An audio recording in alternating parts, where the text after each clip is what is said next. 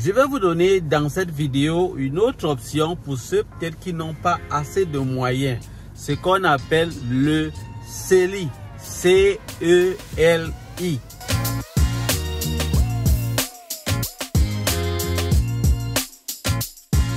Nous avons été longtemps bernés par des gens qui viennent nous dire des choses qui nous plaisent à nos oreilles. Mais plus tard, on se retrouve en train de souffrir parce qu'on a fait de mauvais choix. C'est mieux, je trouve que c'est mieux de dire la vérité de manière claire aux gens. Et là, chacun fait son choix en tenant compte de tous ces aspects.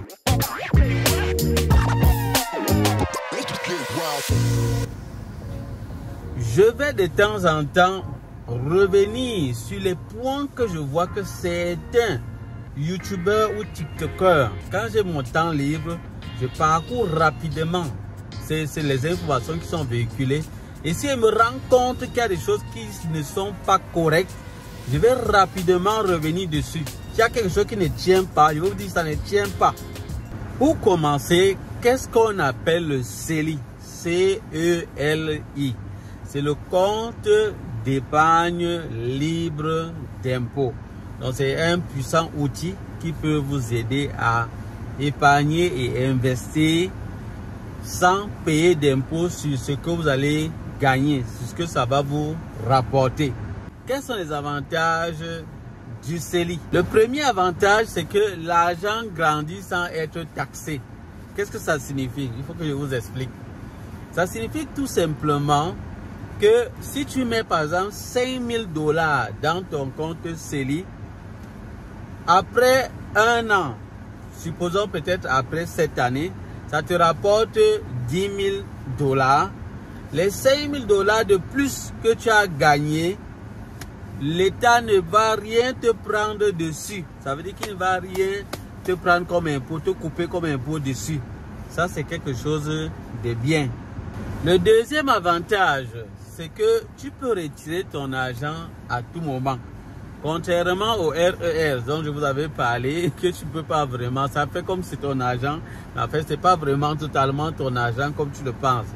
Donc, avec le CELI, tu peux retirer ton argent à tout moment. Donc, ça veut dire que c'est quelque chose d'utile, peut-être pour gérer peut-être des imprévus. Tu peux avoir peut-être une voiture ou bien une voiture qui te faut peut-être subitement acheter. Tu as besoin de l'argent là.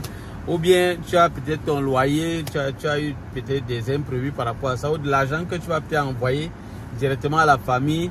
Alors là, dans ce cas, tu peux retirer ton argent sans qu'on ne t'impose dessus. Le troisième avantage, c'est que le CELI, contrairement à RER, il faut quand même beaucoup d'argent.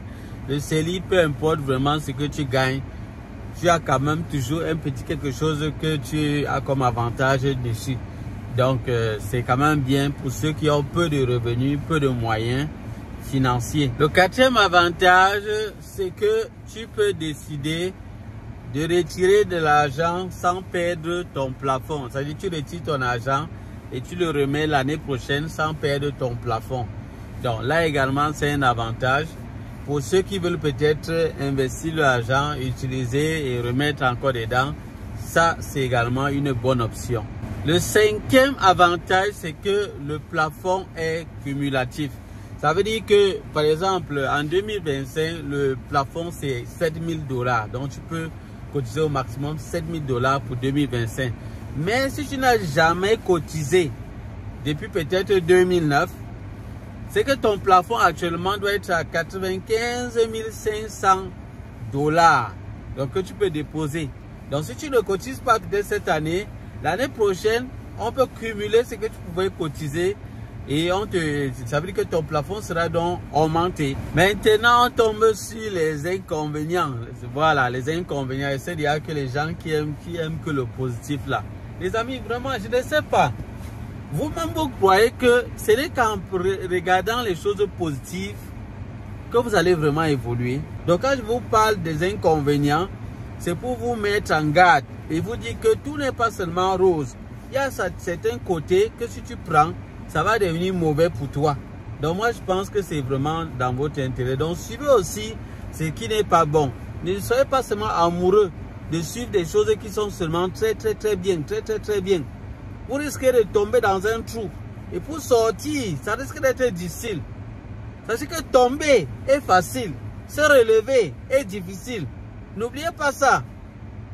Quitter peut-être la montagne là, tomber, c'est facile. Moi, je vais vous dire descendre d'une montagne, c'est plus facile. C'est remonter qui est difficile. Donc vraiment les amis, faites attention, s'il vous plaît, faites attention. Le premier inconvénient du CELI, c'est qu'il n'y a pas de déduction immédiate. Ça veut dire que peu importe ce que tu mets comme argent là-bas, ça ne change rien. Donc si tu gagnes peut-être 50 000 $ l'année, tu mets peut-être 5 000 $ dans ton CELI, ça ne change rien. Tes impôts que tu devais payer, on va te couper ça toujours normalement. Ils ne vont même pas tenir compte que tu as retiré 5 000 $. Contrairement au RER où ça agit, quand tu retires quand même et que tu gagnes gros, tu retiens ce montant, on va te couper moins d'impôts cette année-là. Le deuxième inconvénient du compte CELI, c'est que il est limité par an. Donc ça veut dire que tu ne peux pas mettre autant que tu veux. C'est que si tu peux mettre encore plus si tu n'avais peut-être pas cotisé les autres années. Mais si c'est que tu as déjà cotisé, chaque année il y a un plafond. 7 000 $, par exemple en 2025, tu ne peux pas déborder ça. Si tu débordes, l'État va te poursuivre pour te couper encore plus. Donc on dirait que quelque part, c'est comme si ils ne veulent pas que les riches viennent utiliser ça pour devenir encore hyper riches. Donc en fait, ils veulent contrôler. Le troisième inconvénient, il faut faire attention aux erreurs de cotisation. Si tu te retrouves en train de cotiser au-delà de ce qu'on t'a donné comme plafond, l'État va te couper 1% sur le surplus que tu as en train de mettre là-dessus. Ça, c'est quelque chose qu'il faut prendre en considération. Je vais donner un exemple simple.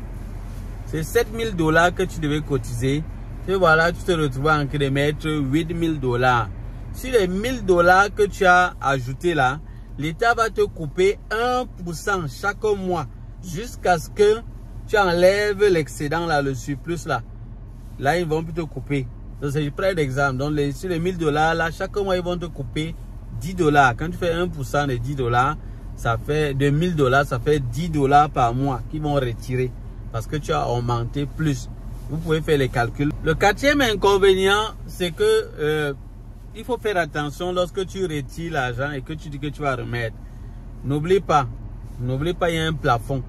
Si tu as déjà mis 7 000 $ cette année, tu prends le 2025, tu retires en cours de route, peut-être durant cette année-ci toujours, 3 000 $. Et puis peut-être dans la même année encore, toi tu reviens encore remettre les 3 000 $. Là, tu as déjà débordé ton plafond de 3 000 $. Puisque tu as mis 7 000 $, tu as encore revenu mettre 3 000 $. Ça veut dire que ça fait 10 000 $ que tu as mis. Et ils considèrent que ça fait 10 000 $. Parce que c'est 7 000 que tu dois mettre là-bas. Point barre. Point barre. Donc si tu as retiré les 3 000 là, attends l'année prochaine pour remettre encore les 3 000 là-bas dans l'année prochaine. Pour rester dans le plafond. Donc attends l'année prochaine. C'est comme ça. Donc au cas où tu ne tiens pas compte de cet aspect, on va te couper de l'argent. Tu vas commencer à te demander que mais pourquoi est-ce que mon argent ne fait que diminuer? Vous voyez, le manque d'information n'est pas bien. Quand les gens ne sont pas au courant de certaines choses, ils commettent des erreurs. Et moi, je vais vous éviter ça en vous donnant tous les conseils là-dessus sur cette chaîne. Le cinquième inconvénient par rapport au CELI, c'est que tu peux te retrouver en train de mal investir ton argent là-dedans. C'est-à-dire tu mets ton argent dans un compte CELI avec un taux d'intérêt peut-être très faible de 0,1%. Là, vraiment, c'est du gâchis parce que ça ne va te servir à rien du tout. Ça va te servir vraiment à rien. Initialement, c'est vraiment un argent qui est prévu beaucoup plus pour investir.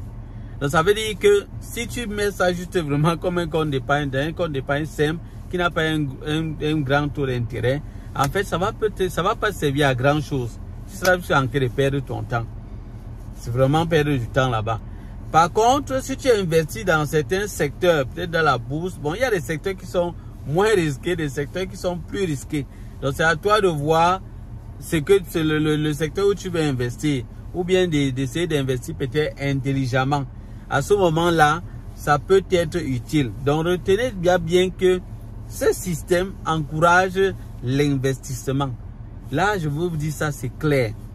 Parce que c'est ça qui fait tourner les structures. Parce que beaucoup de ces riches-là, ils ont vraiment beaucoup d'entreprises. Ils aiment les gens qui font que ça fonctionne, que les choses fonctionnent, que ça tourne.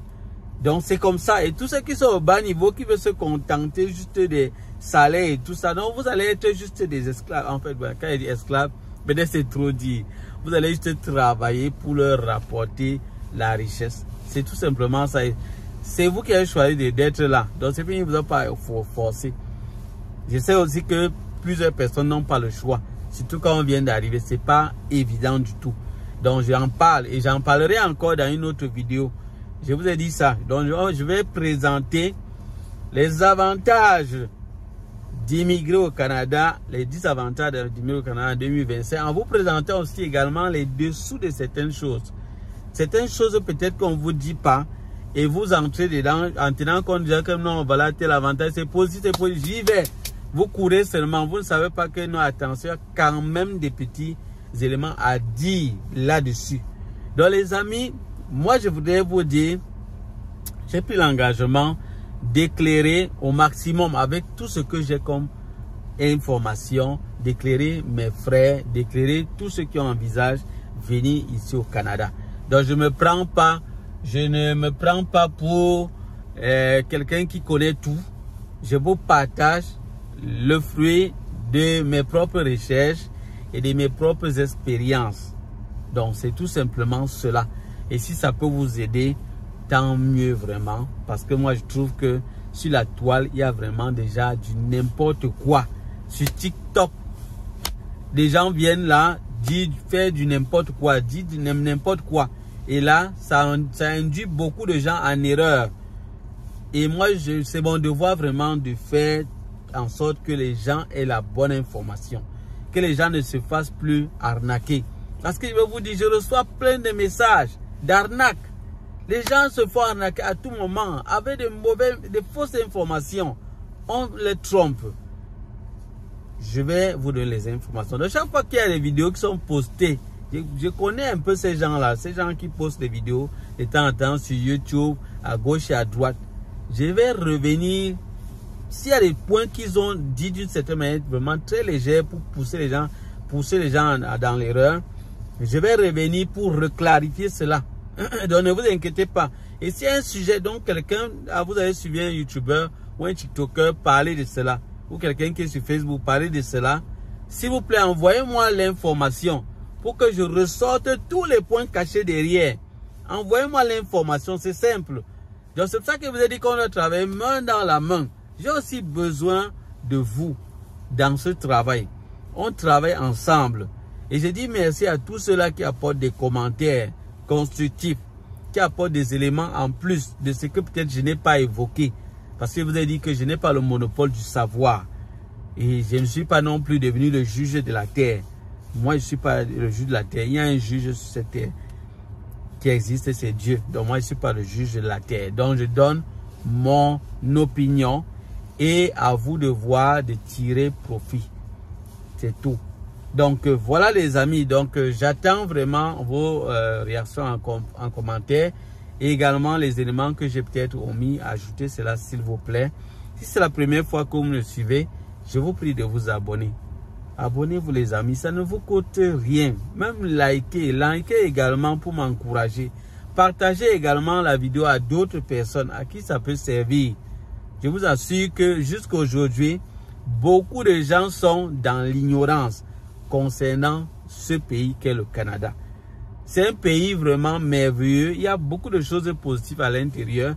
Mais il y a aussi également beaucoup de défis et beaucoup de pièges. Ce n'est pas quelqu'un qui a attendu ces pièges. C'est leur système est comme ça.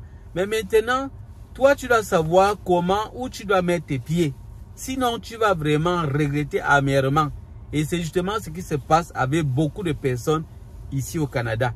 Et voilà pourquoi il y a des pleurs à gauche et à droite et ça ne va pas du tout.